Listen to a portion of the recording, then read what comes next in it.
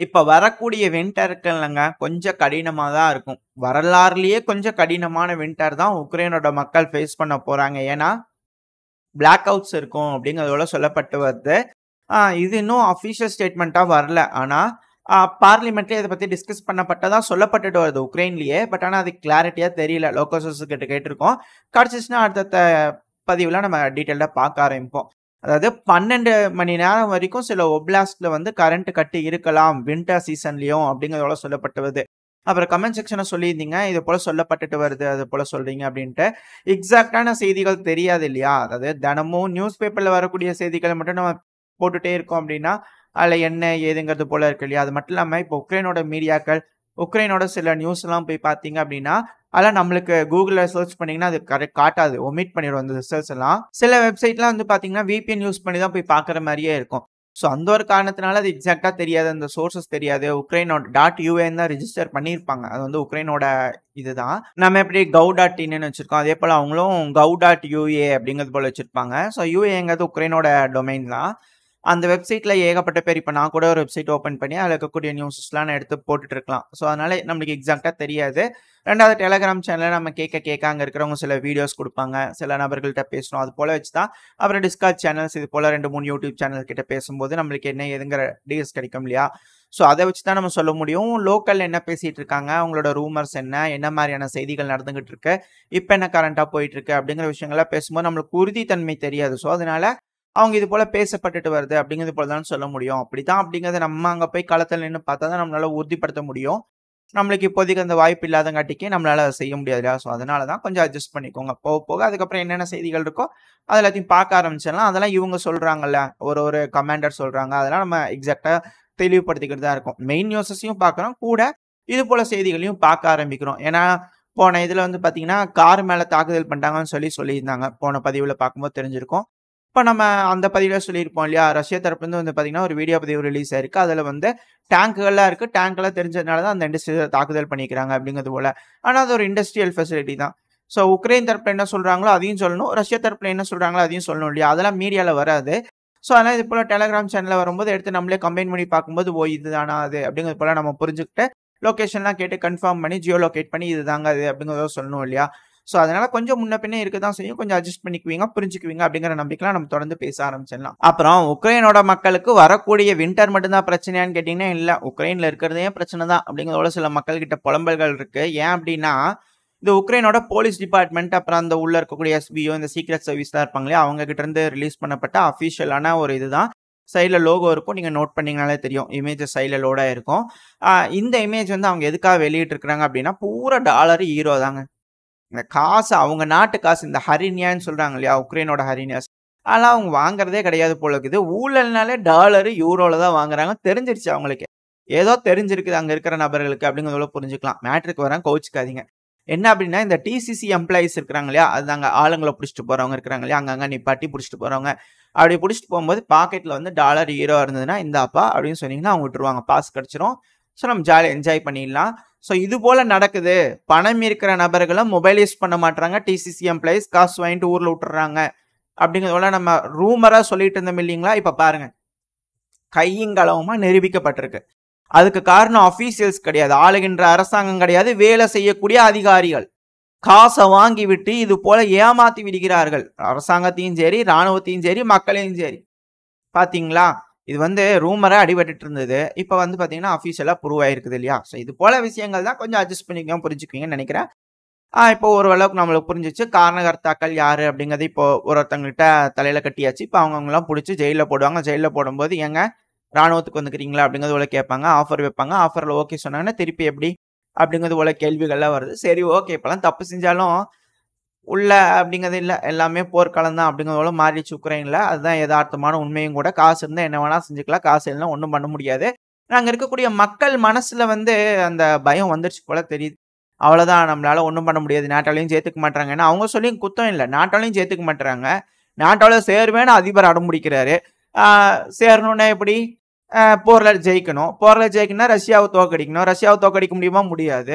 வெறும் குடுக்குற ஆயுதத்தை வச்சு லோக்கல்ல இருக்கிற அது எப்படிங்க சாத்தியமே இல்லாத ஒரு விஷயம். நடக்கவே நடக்காது அப்படிங்கிற சொல்லப்பட்டது. எக்கனாமிக்கல் ரீதியா ரஷ்யா தோத்தாதான் உண்டு. அதுக்கு நம்மளை வளைக்கணும். கண்டிப்பா நம்மளை வளைச்சு பார்ப்பாங்க அப்படிங்கிறது போல சொல்லப்பட்டது. இது வந்து ஒரு ஃபர்ஸ்ட் அட்டெம்ப்ட் தான். இதுக்கப்புறம் வரக்கூடிய அரசாங்கம் நம்மளுக்கு எதிரான அரசாங்கமா இருக்கும் அமெரிக்கால, மேற்குலக நாடுகள்லாம் அப்படிங்கிறது போல பல அனலிஸ்ட் தரப்புன்னு சொல்லப்பட்டு வருது. அப்படியா என்னங்கலாம் பொறுத்து தான் பார்க்குறோம். நம்ம பிரிக்ஸ்ல இருக்கோம். அப்படிலாம் ஒண்ணும் லேஸ்ல எதுவும் செஞ்சிட முடியாது. 2வது எஸ்சிஓலயே இருக்கோம். இப்ப எஸ்சிஓலாம் வந்து பார்த்தீங்கன்னா, மிலிட்டரி ட்ரில்ஸ்லாம் செய்ய ஆரம்பிச்சுட்டாங்களாமா. ஸோ இது ஒரு மிலிட்டரி அலையன்ஸ் மாரி போயிட்டு இருக்கே. நம்மளுக்கு அதுல ஒரு செக் இருக்கு. நம்ம அதுலருந்து வெளியவும் வர முடியாது. ஏன்னா பாகிஸ்தான் இருக்கிறாங்க. பாகிஸ்தானுக்கு ஒரு ஸ்ட்ராங்கான அலையன்ஸ், மிலிட்டரி அலையன்ஸ் இருக்கும்போது நம்ம அதுலருந்து வெளிய வரோம்னா அதோட சிக்கல் தான். ஸோ நம்மளும் அதுல இருப்போம் அப்படிங்கிறதோட சொல்லப்பட்டு வருது. ஸோ இது போல காரணங்கள்னால எஸ்சிஓல ஒரு ஸ்ட்ராங்கான ஒரு மிலிட்டரி அலையன்ஸ் ஃபார்ம் ஆயிட்டு இருக்கு. 2வது எக்கனாமிக் அலையன்ஸான பிரிக்ஸும் ஃபார்ம் ஆயிட்டு இருக்கு. அதனால பெருமளவுல சாங்ஷன் போட்டுல ஒண்ணும் சாதிச்சிட முடியாது. சும்மா மிரட்டி உருட்டி பார்ப்பாங்க. இந்த காலிஸ்தானு அது இதுன்னு சொல்லி ஏதாவது வச்சு பார்ப்பாங்க அப்படிங்கிற சொல்லப்பட்டு வருது. நம்ம எப்படி உதவுறோமோ அதே போல அவங்களும் நம்மளுக்கு திருப்பி உதவுவாங்க இக்கட்டான சூழ்நிலையில. இல்லைன்னா அவங்க பஞ்சாயத்து ஆயிரும் அவங்களுக்கு. புரியுதுங்களா? அதனால அவங்க கண்டிப்பா செஞ்சாவாங்க. ரஷ்யாவா இருக்கட்டும், சீனாவா இருக்கட்டும் செய்வாங்க. அப்படிங்கிற சொல்லப்பட்டது. ஆனா சீனா நம்மகிட்ட நல்லா செஞ்சு விட்டுருவாங்க அப்படிங்கிற மாற்றுக்கருத்து இல்ல. கொஞ்சம் அவங்ககிட்ட உஷாரா தான் இருந்துக்கணும். கொஞ்சம் அசந்தோம்னா அவ்வளோதான். மேலேருந்து வடக்குலேருந்து எட்டி குதிச்சுருவாங்க அப்படிங்கிற மாற்று கருத்தே இல்ல. ஸோ எல்லா பக்கத்துலயும் நம்ம காய்கள கொஞ்சம் பார்த்து பத்திரமா நகர்த்த வேண்டிய சூழ்நிலை இது. அதனால தான் நம்ம கொஞ்சம் பார்த்து இருந்துக்கணும். ஏன்னா, இப்ப அடுத்த லிஸ்ட்ல வந்து பார்த்தீங்கன்னா, அர்மேனியாவும் சேர்ந்துக்கிறாங்க போல தெரியுது. இப்ப அதனால டிமிட்ரி பெஸ்கோ அவர்கள் வந்து சொல்லியிருக்கிறாங்க. "ஏங்க உக்ரைன் போற வழியிலேயே நீங்களும் போகாதீங்க அர்மேனியா. அப்புறம் அவங்களுக்கு என்ன நிலைமையோ அதான் உங்களுக்கு ஆகும். நம்மலாம் வந்து அண்ணன் தம்பியாட்ட பழகி இருக்கிறோம். உங்களோட நன்மையெல்லாம் எங்களுக்கு ரொம்ப தேவை.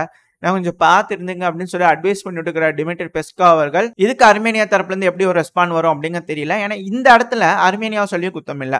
அசர்பைஜான் இங்க இருக்கக்கூடிய ஜியோ பாலிடிக்ஸ தனக்கு சாதகமா பயன்படுத்தி எந்த அளவுக்கு பறிக்க முடியுமோ பகுதிகளை பறிச்சு வச்சுக்கிட்டாங்க. இப்ப அர்மேனியாவுக்கு வேற வழி இல்ல. அர்மேனியா சேஃப்டி பண்ணணும்னா பிரான்ஸோ இல்ல நாட்டோ நாடுகளோட உதவி தேவைப்படுது. அமெரிக்கன் ட்ரூப்ஸும் பிரான்ஸோட ட்ரூப்ஸும் உள்ள இறங்கி ஏதோ உதவிட்டு இருக்கிறாங்க அர்மேனியாக்கு. அந்த அளவுக்கு ரஷ்யாவோட பேஸ் இருந்தாலுமே எதையும் காப்பாற்ற முடியலையே, இடத்த ஒன்றும் பாதுகாத்து கொடுக்க முடியலையே அப்படிங்கிற ஒரு ஏக்கமும் ஒரு வருத்தமும் அர்மேனியாக்கு இருக்கத்தானே செய்யும். அந்த ஒரு காரணத்தினால தான் மேற்குலகத்தை நோக்கி போயிட்டு இருக்கிறாங்க அப்படிங்கிறத சொல்லப்பட்டு வருது. பட் இருந்தாலும் வேற வழி இல்ல.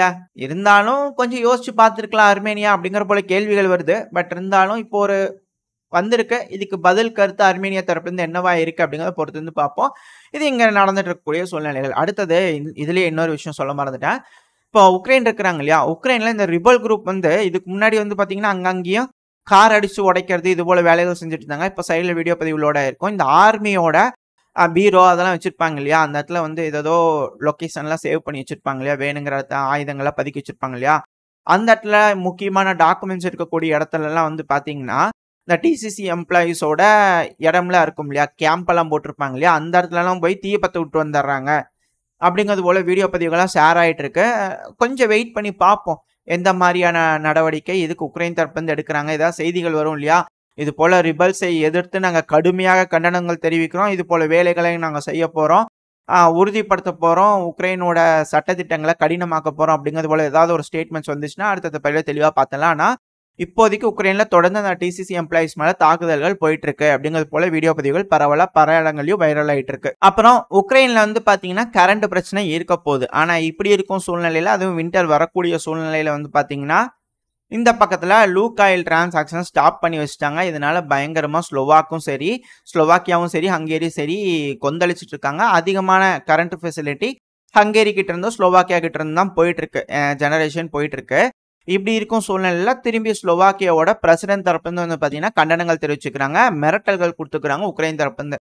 பாருங்க, நீங்க எங்களுக்கு வரக்கூடிய ஆயில் ஸ்டாப் பண்ண நாங்க உங்களுக்கு கொடுக்க வேண்டிய ஆயிலா இருக்கட்டும், கேஸ் டிரான்சிட்லாம் இருக்கு இல்லையா, எல்லாத்தையும் ஸ்டாப் பண்ணிடுவோங்க. ஒண்ணுமே கிடைக்காது உக்ரைன் உங்களுக்கு அப்படிங்கிறது போல ஸ்லோவாக்கியா தரப்புல இருந்து வந்து பாத்தீங்கன்னா மிரட்டல் விட்டுருக்காங்க. ஏன் வந்து இப்படி செய்யறாங்க? இது வந்து முட்டாள்தனமான ஒரு முடிவு அப்படின்னு சில அனலிஸ்ட் தரப்புன்னு சொல்லியிருந்தாலும் இல்ல. இது வந்து உக்ரைன் வந்து இப்பவே வந்து பாத்தீங்கன்னா நண்பர்கள் பக்கமா போயிடணும், முழு மூச்சா போயிடணும். இப்ப வின்டர் வர்றதுக்கு முன்னாடியே, ஏன்னா அந்த டைம்ல வந்து உக்ரைனை பீஸுக்கு கொண்டு போகணுன்றதுக்காக ஹங்கேரியும் சரி ஸ்லோவாக்கியாவும் சரி கொடுக்கக்கூடிய கரண்ட்டை ஸ்டாப் பண்ணிட்டாங்க அப்படின்னா வேற வழியே இல்லாம உக்ரைன் வந்து ரஷ்யா கிட்ட வந்து பேச்சுவார்த்தைக்கு போக வேண்டிய கட்டாயத்துக்கு தள்ளப்பட்டுருவாங்க இல்லையா? ஸோ அதனால போலாண்டு கிட்டையும் ரொமேனியா கிட்ட இருந்தும் அதிக அளவுல கரண்ட் வாங்குறதுக்காக ரீடைரக்ஷன் வேலையை ஈடுபட்டு இருக்கிறாங்க. அதனால இங்க ஸ்டாப் ஆனாலும் பரவாயில்ல, இவங்களுக்கு ஒரு அழுத்தம் கொடுத்து இவங்களை நம்மளுக்கு ஃபேவரா வளைக்கலாம் அப்படிங்கிறது போல உக்ரைன் பாக்குறாங்க அப்படிங்கிறத சில அனலிஸ்ட் தரப்புன்னு சொல்லிட்டு இருக்காங்க. எது எப்படியோ இருதரப்புல இருக்கக்கூடிய கருத்துக்களை உங்ககிட்ட கொண்டு வந்து கொடுத்தாச்சு. நீங்க அலசி ஆராய்ஞ்சு எது சரி அப்படிங்கிறத எடுத்துக்குவீங்க. ஆனா இப்ப போலாந்து உக்ரைனோட முழுமையான நண்பனான்னு கேட்டீங்கன்னா இல்ல. ஏன்னா இப்ப போலாந்து தரப்புல இருந்து என்ன ஸ்டேட்மெண்ட் வந்திருக்குன்னா, அதாவது இந்த வோலின் ட்ராஜடி இருக்குல்லங்க, அதை ரிசால்வ் பண்ணாம யூரோப்பியன் யூனியன்ல எல்லாம் உக்ரைனை ஜாயின் பண்ண வைக்கணும்னு நினைக்காதீங்க. வாய்ப்பில்லை அப்படிங்கிறதோட போலாந்து தரப்புன்னு சொல்லிக்கிறாங்க. எல்லாருமே அவங்களுக்கு வேணுங்கிற விஷயங்களை இந்த பிரச்சனையை பயன்படுத்தி காய்களை நகர்த்திக்கலாம் அப்படிங்கிறது போல பாக்குறாங்க. இந்த லுட்டஸ்க் பகுதியை எப்படியாச்சும் போலாந்து அவங்க கைப்பற்றி இல்லாமா அப்படிங்கறது பார்த்துக்கிட்டு இருக்கிறதா ரஷ்யாவோட அதிபரான விளாடிமிர் புட்டின் அவர்களே வந்து சொல்லியிருந்தாங்க. அதாவது இது போல எப்போ பிரச்சனை நடந்தாலும் பக்கத்துக்கு இருக்கிற ஒரு பகுதியை வந்து பிடிச்சிக்கிறது போலாண்டுக்கு ஒரு வாடிக்கையா இருக்குது. வரலாறு பார்க்கும்போது அவங்களோட பொழப்பே அப்படித்தான் அப்படிங்கிறது போல ரஷ்ய அதிபரான விளாடிமிர் புட்டின் அவர்கள் சொல்லியிருந்தாங்க. அது போல ஏதாவது கணா கண்டுட்டு உள்ள வந்தீங்கன்னா உள்ளே உட்காந்துக்க வேண்டியது, அப்புறம் வெளியே போக முடியாது அப்படிங்கிறது போல ரஷ்ய தரப்பு வந்து ஒரு மிரட்டல் வந்துருது. அதுக்காக தான் பெலாரூஸ் தரப்புல அதிகமான படைகளை குமிச்சுக்கிட்டு இருக்காங்க. போலாந்து இந்த லுட்டஸ்க் பகுதி இருக்குல்லையா, அது வந்து வோலின் ஓப்லாஸ்ட்னு சொல்லுவாங்க. இந்த வோலின் ட்ராஜடி அதைத்தான் வந்து அவர் மென்ஷன் பண்ணியிருந்தாரு. என்ன அப்படின்னா, அந்த 2ஆம் உலகப் போரோட காலகட்டம் இருக்கு இல்லையா, அந்த காலகட்டத்தில் அதிகமான உக்ரைனியன் மக்கள் போலாண்டோட மக்கள் இருப்பாங்க இல்லையா, போலிஷ் மக்கள், அந்த இனப்படுகொலை செஞ்சுட்டாங்க. தோராயமா 1,00,000 பேத்துக்கு மேல இனப்படுகொலை பண்ணிட்டாங்க அப்படிங்கிறது போல போலாண்டு தரப்புல இருந்து குற்றச்சாட்டுகள் வருது. அந்த காலகட்டத்தில் இருக்கக்கூடிய ஜியோ பாலிட்டிக்கல் விஷயங்கள்னால இதை பெருமளவில் பேசப்படல. பட் ஆனால் இப்போ வந்து இவங்க கையில் எடுத்துக்கிறாங்க. ஸோ இயூல நீங்க சேரணும் அப்படின்னா லுட்டஸ்க் ஓப்லாஸ்ட் எங்களுக்கு கொடுத்துருங்க அப்படின்னு சொல்லாம போலாண்டோட டிஃபென்ஸ் மினிஸ்டர் தரப்பு ஸ்டேட்மெண்ட்ஸ் வருதா. அது மட்டும் இல்லாமல் இதை வந்து இக்கட்டான சூழ்நிலையை கரண்ட் கொடுக்காம இதெல்லாம் பயன்படுத்தி அந்த பகுதியை அவங்களை எடுத்துக்கிறதுக்காக இது போல வேலைகள் செய்யறாங்களா அப்படிங்கிறது போல கேள்விகளும் வர ஆரம்பிச்சிருக்கு. எப்படி உக்ரைன் வந்து போலாண்டுகிட்டையும் ரொம்ப இழுத்துக்கிட்டு இருக்காங்க, ஹங்கேரி கிட்டையும் இழுத்துட்டு இருக்காங்க, ஸ்லோவாக்கி கிட்ட இழுத்துக்கிட்டு இருக்காங்க. கீழே அடுத்து வந்து பாத்தீங்கன்னா ரொமேனியா மட்டும்தான் இப்போதைக்கு எந்த பிரச்சனையும் இல்லாம இருக்குது. ஆனா இதுலயும் ஒரு பிரச்சனையா இருக்கு. அது இப்ப நடக்காது. இதுக்கப்புறம் ரஷ்யாவை ஒம்படியா போருக்கு கூட்டிட்டு வரணும். அதாவது இந்த உக்ரைன் ரஷ்யா பிரச்சனை முடிஞ்சிருச்சுன்னு வச்சுக்கோங்க, இதுக்கப்புறம் தயாராகிட்டு இருக்காங்க இல்லையா, 3 வருஷம் இந்த 4 வருஷம் கணக்கு சொல்றாங்க இல்லையா, இந்த மால்டோவால இருக்கக்கூடிய டிரான்ஸ்னிஸ்ட்ரியா பிரச்சனை. அதனாலதான் இந்த மால்டோவால மிகப்பெரிய நாட்டோ பேஸ்லாம் உருவாக்கி இருக்காங்க. அதிகமான ட்ரைனிங் போயிட்டு இருக்கு. போலாண்ட்ல அதிகமான டிஃபென்ஸ் இண்டஸ்ட்ரீஸ் ரெடி ஆயிட்டு இருக்கு. அதிகமா டிஃபென்ஸுக்கு ஸ்பெண்ட் பண்ணிட்டு இருக்காங்க. அதாவது இப்ப என்னன்னா, ரொமேனியா வந்து இந்த மால்டோவாவை இணைச்சிக்கிறதுக்கான வேலையில இறங்கும் போது டிரான்ஸ்னிஸ்ட்ரியாலையும் திரும்ப இதே ஒரு பஞ்சாயத்து வரும். இங்க எப்படி டொனஸ்க் லுகான்ஸ்க்கு அதே போல டிரான்ஸ்னிஸ்ட்ரியாவும் அந்த டைம்ல ஒரு பஞ்சாயத்து வரும். அந்த டைம்ல வேற வழியே இல்லாம ரஷ்யா திரும்பவும் போர் தொடுக்கிற மாதிரி வரும். அந்த டைம்ல மேற்குலக நாடுகளை வச்சு பார்த்தரலாம், ரஷ்யாவை அந்த டைம்ல ஒரு கை பார்த்தரலாம் அப்படிங்கிறது போல சொல்லப்பட்டது. ஜெய்சங்கர் அவர்களும் சொல்லியிருந்தார் இல்லையா, நடக்கலாம் ட்ரெய்லர் தாங்க, மெயின் பிக்சர்ல அப்பதான் தெரியும் அப்படிங்கிறது போல இதுக்கப்புறம் தான் தெரியும்னு. ஸோ அடுத்த அடித்தளம் வந்து பாத்தீங்கன்னா மால்டோவா தான் அப்படிங்கிறதுல மாற்றுக்கருத்தே இல்லை. அது எப்படி அப்படிங்கிற போல கேள்வி வருதா. இப்போ ரஷ்யாவோட எண்ணம் என்னவா இருக்கும் அப்படின்னா, ஒருவேளை இந்த ரஷ்யா உக்ரைன் பிரச்சனையில ஒரு அமைதி பேச்சுவார்த்தையை வந்து ரஷ்யா ஜெயிச்சிட்டாங்கன்னா ஒரு எலெக்ஷன் கொண்டு வரணும். அந்த எலெக்ஷன்ல வரும்போது ரஷ்யாவுக்கு ஃபேவரான ஒரு அரசியல்வாதி ஜெயிச்சிட்டாங்கன்னு வச்சுக்கோங்க, ஏன்னா கண்டிப்பா ப்ரோ ரஷ்யன் ஜெயிக்கிறதுக்கு அதிகமான வாய்ப்புகள் இருக்கு. கண்டிப்பா உக்ரைன் வந்து இந்த ஜெலன்ஸ்கி அவர்களை தேர்ந்தெடுக்கிறதுக்கு வாய்ப்பு இல்லை. மேபி வேற யாராவது நபர்கள் வரலாம், கொஞ்சம் டஃப் ஃபைட் இருக்கும். ஆனா ஒருவேளை ப்ரோ ரஷ்யன் வந்துட்டாங்கன்னு வச்சுக்கோங்களேன், ரஷ்யா டேரக்டா இன்வால்வ் ஆகணும் நீடு கிடையாது. மால்டோ வந்து பாத்தீங்கன்னா காப்பாத்துறதுக்காக, இந்த டிரான்சிஸ்டியாவை காப்பாத்துறதுக்காக உக்ரைனான நாங்க வந்து பாடுபடுவோம் அப்படிங்கிறது போல அவங்க இறங்கி உக்ரைன் இறங்கி திரும்பி ஒரு போருக்கு போனாலும் ஆச்சரியப்படுறதுக்குல அப்படிங்கிறது போல அனலிஸ்ட் தரப்புல கருத்துக்கள் வந்துகிட்டு இருக்கு. ரஷ்யா அந்த டைம்ல உக்ரைன் ஒரு ப்ராக்சியா திரும்பவும் பயன்படுத்தி இப்போ உக்ரைன்ற காயை வந்து மேற்குலக நாடுகள் தொட்டுட்டு இருக்கிறாங்க. அதனால அவங்களுக்கு வேணுங்கிற மாதிரி ஆடிட்டு இருக்காங்க. அப்புறம் வேலை இல்லை அப்படிங்கும்போது கை எடுத்துட்டாங்க அப்படின்னா ரஷ்யா அந்த காயை பிடிச்சி திருப்பி அவங்க விளையாட் பண்ணிட்டு இருப்பாங்க அப்படிங்கிற சொல்லப்பட்டு வருது. நடக்குதா என்ன அப்படிங்கிறது தெரியல. பட் ஆனால் இது போல நடக்கலாம். ஃபியூச்சர் இன்னொரு 3 to 4 வருஷத்துக்குள்ள கண்டிப்பா மால்டோவா இஷ்யூ பெருசாகும் அப்படிங்கிறத சொல்றாங்க.